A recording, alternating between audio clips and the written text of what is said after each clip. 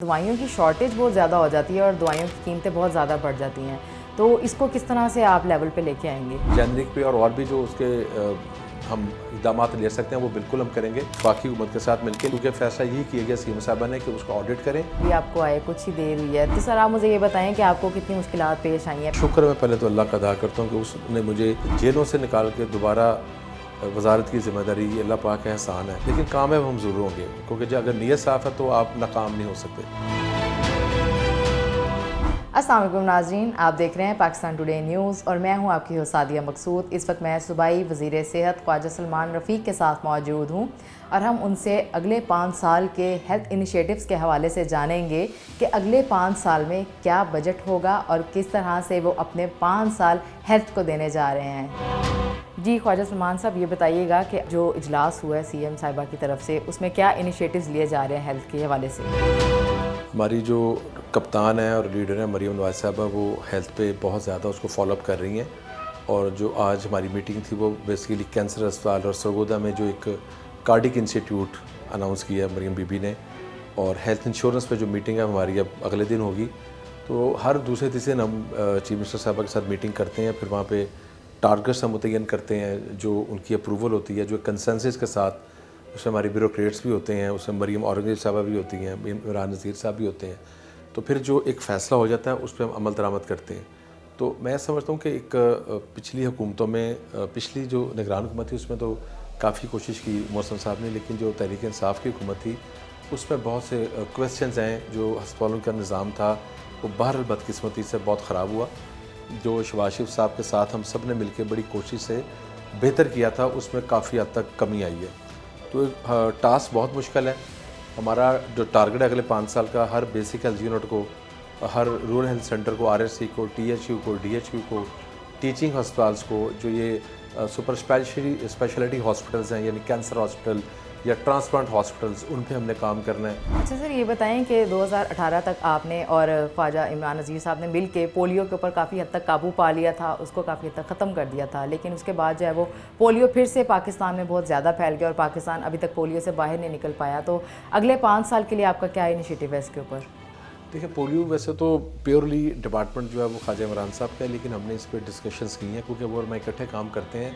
हमारा इशू जो है वो केपी के और अफगानिस्तान से आ रहा है, और हमें हर सूरत वफाकी लेवल पे, अब ज़रा को फोकल पर्सन बनेगा या कोई खातून बनेगी प्राइम मिनिस्टर साहब की, तो हमें केपीके के साथ बहुत क्लोज़ काम करना पड़ेगा, क्योंकि केपीके में कभी भी क्लस्टर जो है वो ख़त्म नहीं हो सका। पंजाब में जो वायरस आ रहा है, जब उसका हम जेनेटिक्स करते हैं, उसका लैब टेस्ट करते हैं, तो उसका ताल्लुक केपीके अफगानिस्तान से होता है।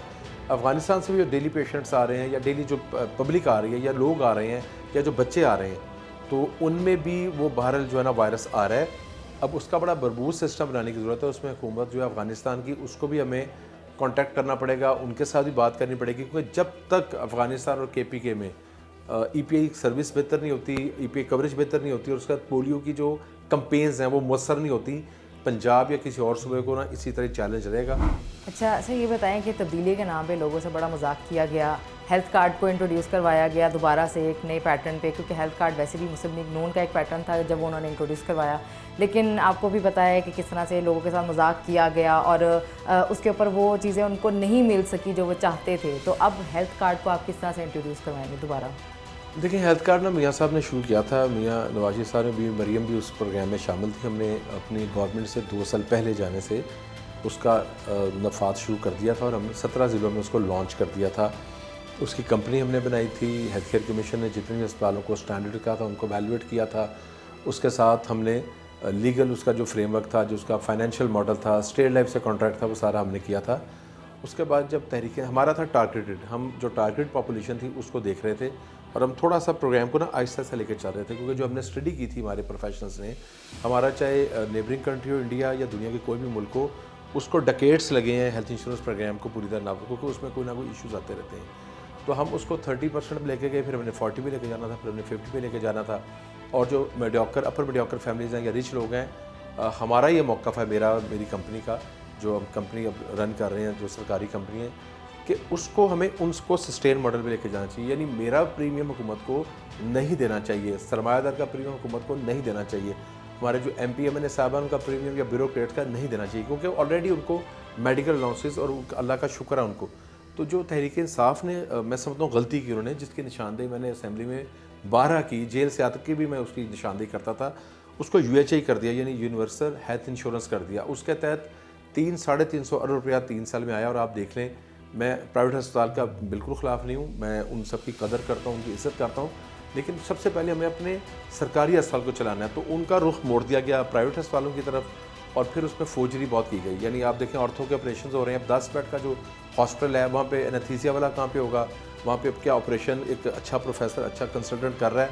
तो ये वो सवालात हैं जो हमने किए असेंबली के फोरम पे। अच्छा, मीडिया इसकी बहुत निशानदेही करता रहा, लेकिन उन्होंने इस पर कोई कान नहीं धरा। उनका एक ही था कि तहरीक इंसाफ का झंडा छाप के कार्ड के ऊपर और उसको गली गली ले जाएंगे। इमरान खान साहब ने बहुत अच्छा काम, मैं कहता हूँ, सब करती है हर हुकूमत, मैं किसी के खिलाफ नहीं, लेकिन जब उसमें फ्रॉड हो रहा है, अरबों रुपये लीक हो, तो वो मुनासिब नहीं है। ठीक है सर, दवाइयों की शॉर्टेज बहुत ज़्यादा हो जाती है और दवाइयों की कीमतें बहुत ज़्यादा बढ़ जाती हैं, तो इसको किस तरह से आप लेवल पे लेके आएंगे? दवाई कीमती तो खैर ड्रैप का इशू है, लेकिन हम उनके साथ लिज़ान में हैं, और जेनरिक पे और भी जो उसके हम इक़दाम ले सकते हैं वो बिल्कुल हम करेंगे वफाकी हुकूमत के साथ मिलकर। लेकिन जो आपने दवाइयों की बात की है, देखें, इस पर 11-12 अरब की लायबिलिटी है, जो पिछली लायबिलिटी हमारे पास है। उसमें जो चीज़ CM साहब के सामने रखी गई है कि उसमें कुछ क्वेश्चंस हैं, तो उसका ऑडिट किया जा रहा है, क्योंकि फ़ैसला यही किया गया CM साहब ने कि उसका ऑडिट करें, ऑडिट के बाद जिसका जो पैसे बंद उसको रिलीज़ करें। सर, मैं आपकी तरफ आती हूँ कि अभी आपको आए कुछ ही देर हुई है, तो आपको बहुत सारे चैलेंजेस का भी सामना होगा, क्योंकि ज़ाहिर है जो हेल्थ डिपार्टमेंट्स का बेड़ा गर्क किया गया हुआ है और उनके बुरे हालात कर दिए हुए हैं।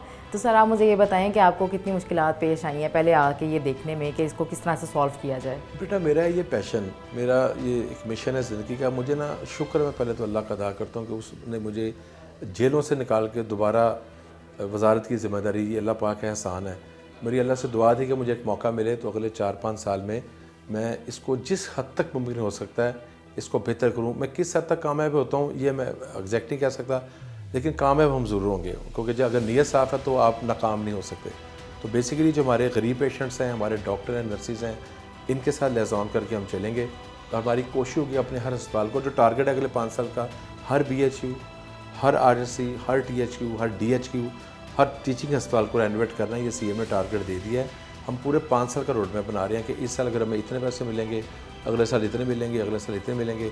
हेल्थ इंश्योरेंस को किस जगह हमें डबटेल करना है, तो ये सारी चीज़ों पे हम इस वक्त काम कर रहे हैं। इंशाल्लाह आपको नज़र आएगा कि अगले चंद हफ्तों में जो चीज़ें हैं ना, वो ऐसे सब बेहतर होनी शुरू हो जाएंगी।